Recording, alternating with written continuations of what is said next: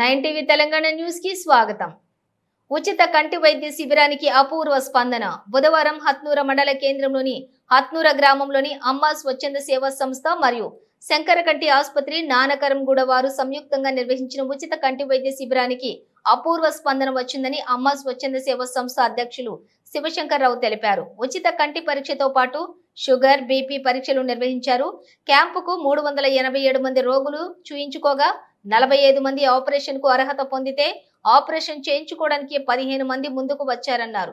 ఈ సందర్భంగా శివశంకర్రావు మాట్లాడుతూ సర్వేంద్రియానం నయనం ప్రధానం. మనిషి శరీరంలో అత్యంత విలువైన అవయవాలు నేత్రాలు అని, ఆ నేత్రాలను అశ్రద్ధ చేయకుండా జాగ్రత్తగా కాపాడుకోవాల్సిన అవసరం ప్రతి ఒక్కరిపైన ఉంటుందన్నారు.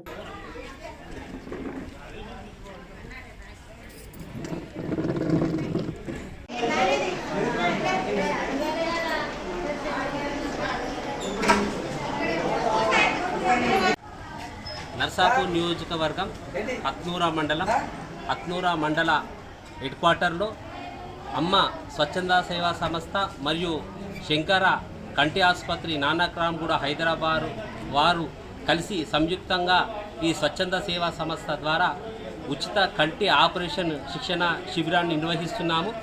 ఇక్కడ హత్నూర సంబంధించిన మండలం సంబంధించిన ఇప్పటి వరకు దగ్గర 180 మంది ప్రజలు వచ్చి చూయించుకోవడం జరుగుతుంది.